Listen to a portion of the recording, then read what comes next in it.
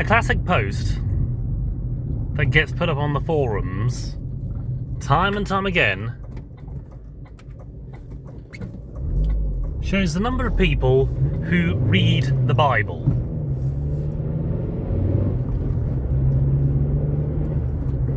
Or at least who can understand and answer a quiz about the Bible. According to the quiz, most people barely got more than 20%. Implying it might be an American school exam, because they have incredibly harsh systems. I'll have to double check the post when I get the chance, as I've been driving all day.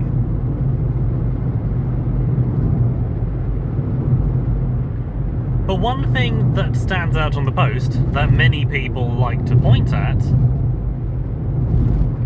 is that the people that got the most answers correct, or at least the highest scorers, seemed majority to be atheist. And interesting enough, Catholics tend to be the worst. As you clearly could tell, I don't understand the exact nature of the study, didn't examine the exact nature of the quiz. I didn't take the quiz myself. So I have a very strong feeling that there's something there. Something which doesn't quite align with what that post is generally aimed at proving.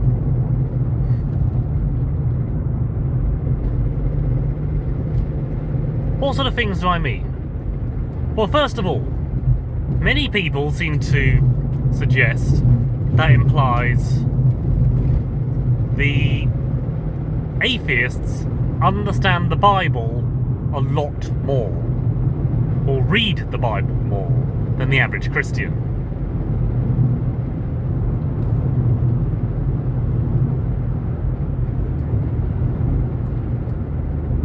As an avid Harry Potter fan, I can tell you that certainly does give you a better idea of the story as a whole, and you're able to quote bits of it better.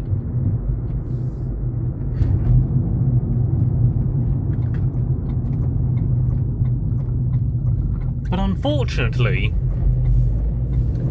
that is not the whole story, as it were. I'll come back to that in a moment. Because there's something I feel is appropriate to mention a little bit later on.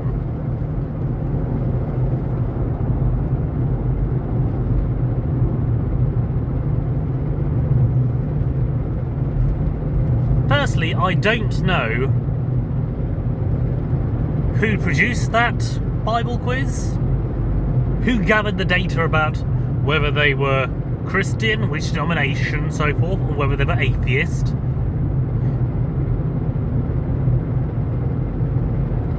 Were those atheists raised atheist, or were they raised Christian?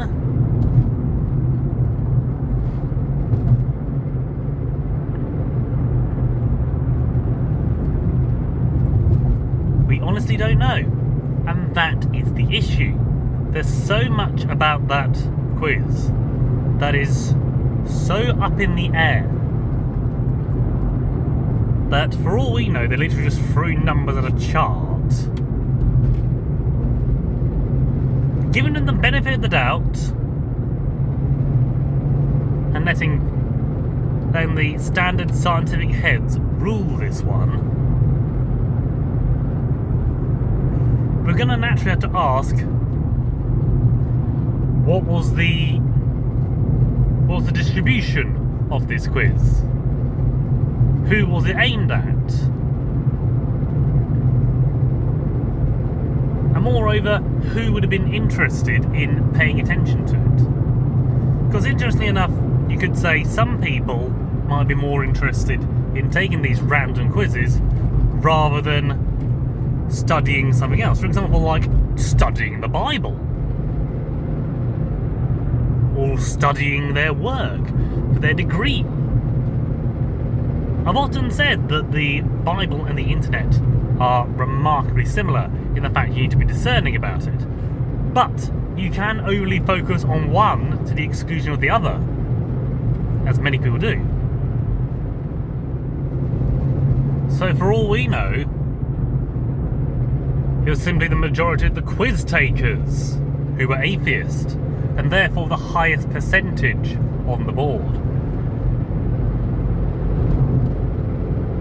And therefore the majority of them were able to answer higher than the majority of Christians, who themselves might have been just bored and just trawling through and found it.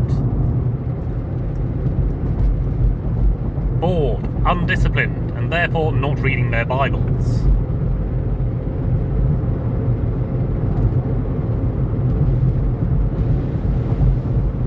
One could also argue that the atheists might have been cheating, but we're going to allow for fairness in this, so I'm not going to mark that down as a possibility.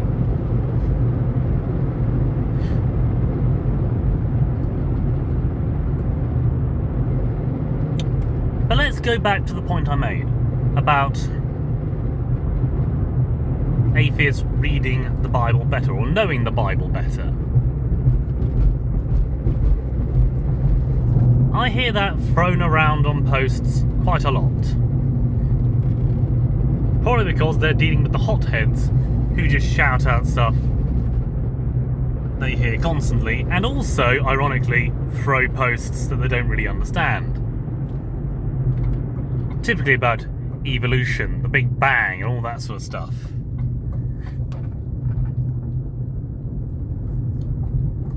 All whilst the atheists throw up things about Jesus being mere copies of things, Jesus being satanic or stuff like that.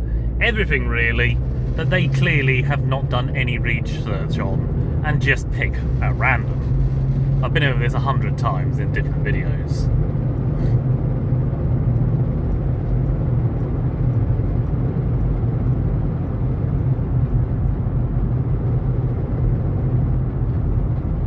But my counter-argument, assuming they're taking both literally and atheists do know the Bible better, is in what depth are we talking about?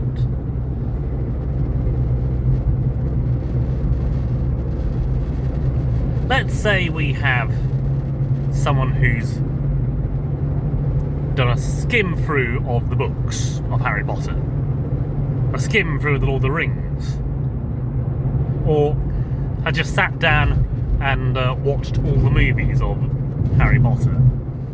Simple fact is, I've seen people throw all manner of ridiculous theories out into the ether about Harry Potter.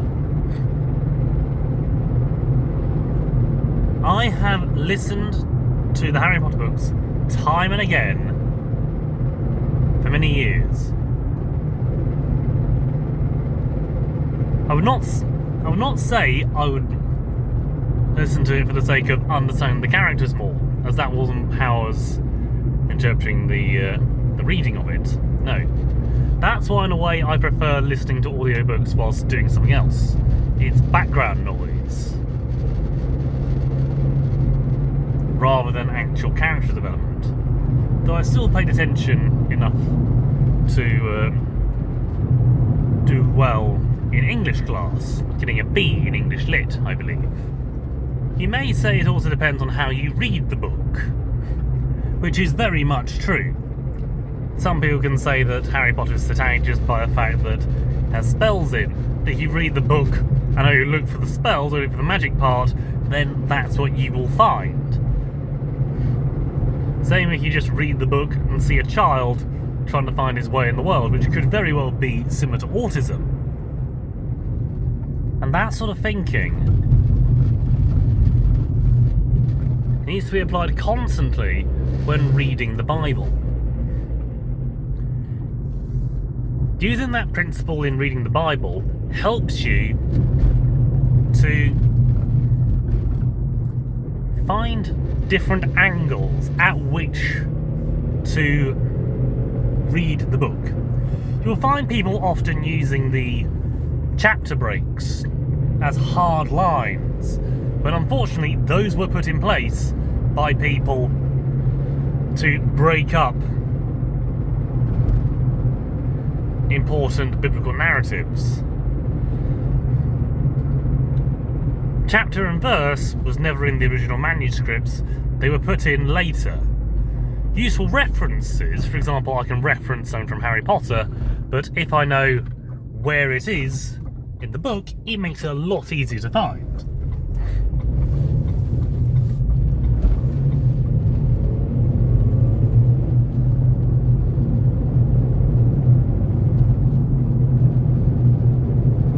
Otherwise, I have to rely on all manner of context clues to find out where that particular phrase happens to crop up. Whereas the Bible, you know it's going to be in Exodus, second book, chapter 15, you know where to go, verse 11, scroll down. It's easy enough.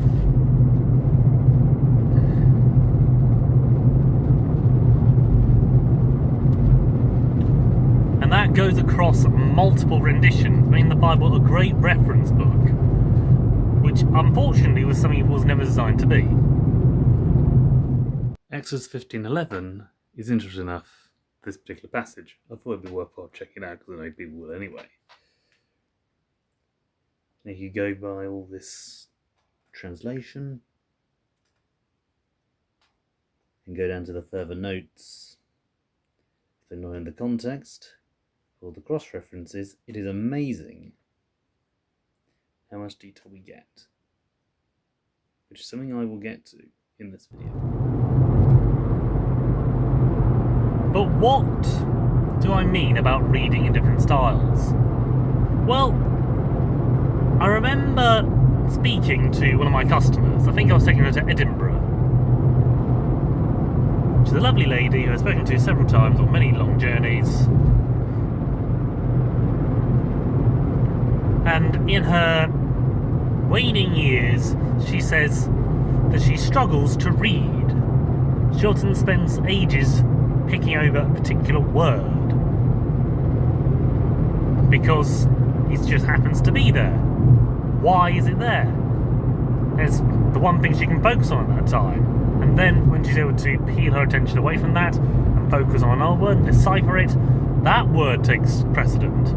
But once she starts connecting them, that's an incredible thing. It's painstaking and she takes forever to get through her books.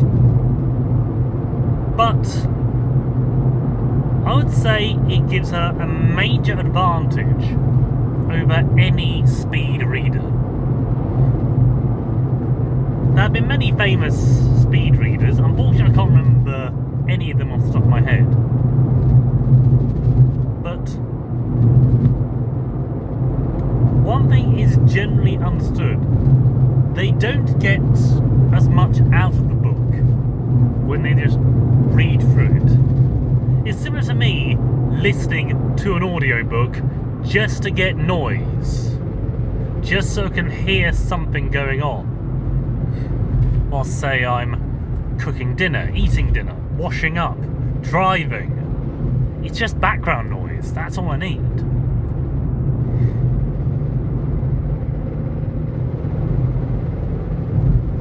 Many people might say it's just a sign of ADHD, and quite frankly, I would not be at all surprised. Throwing that on my list of diagnoses would not at all surprise me. So we have someone who painstakingly picks over each word to compensate for not being able to read as quickly, and someone who blasts through a book very quickly, absorbing only the surface level of information. Who understands the book better? The cursory overview, or the one who picks the letters out one by one?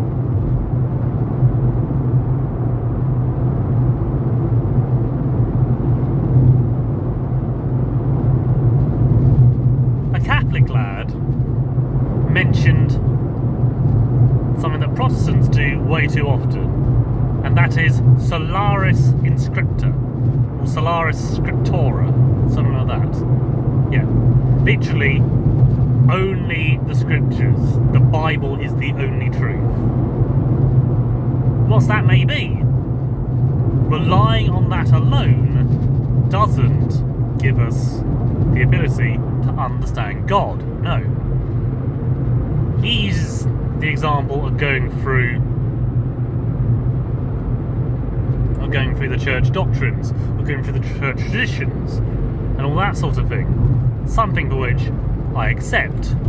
However, I would always advise,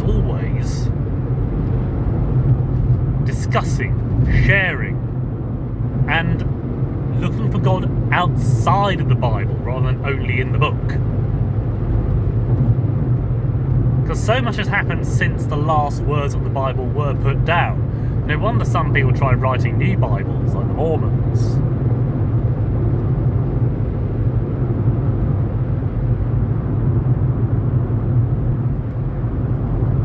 Simple fact of the matter is, if we worship a God of this world, we need to see him in the world.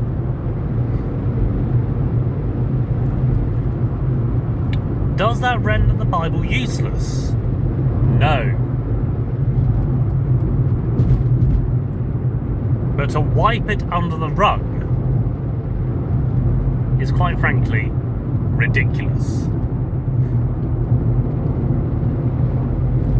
Just because you read all the way through it and you can quote it off by heart doesn't mean you can appreciate the true meaning of the words. You may take forever to read through. And this old lady, she was in her late 80s, approaching her 90s, for heaven's sake.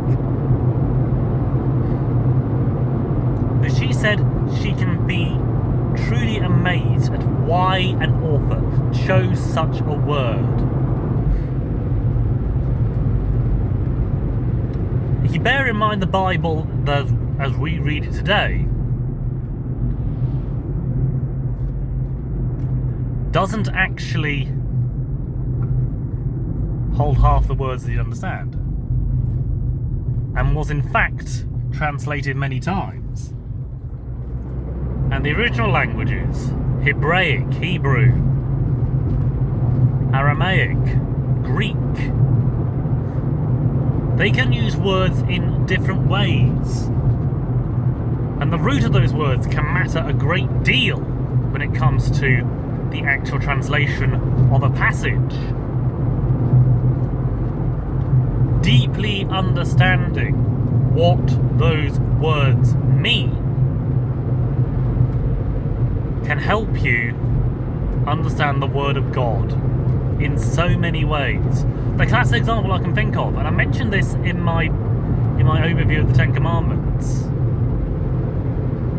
is honour thy father and thy mother.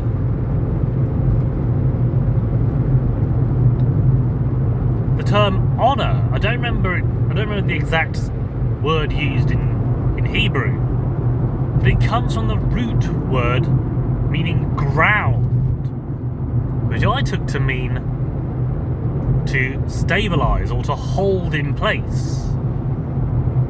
It could be to ensure that your parents are well respected from the ground up, but it could also mean that they happen to be fixed by you.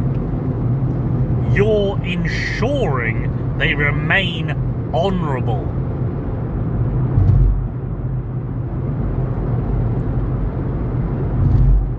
So if they do something wrong to you, you should be the one to point it out to them. If they should throw you out of their house, only later to come back and beg you to come home, that is your right to say no. And in fact, point out that they should have stuck to their guns. Don't change their minds because of one thing or another. Hold to their promises and all that.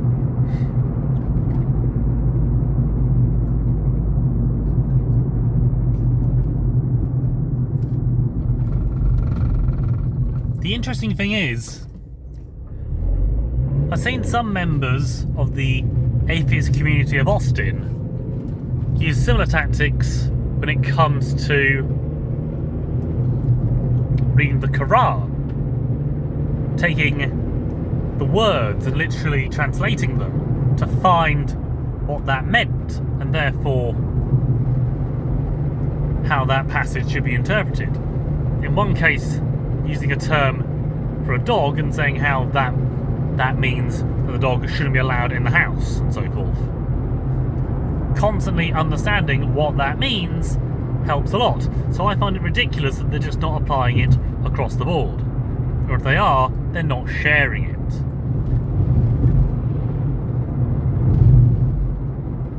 They may say, why should we focus on some messianic poetry?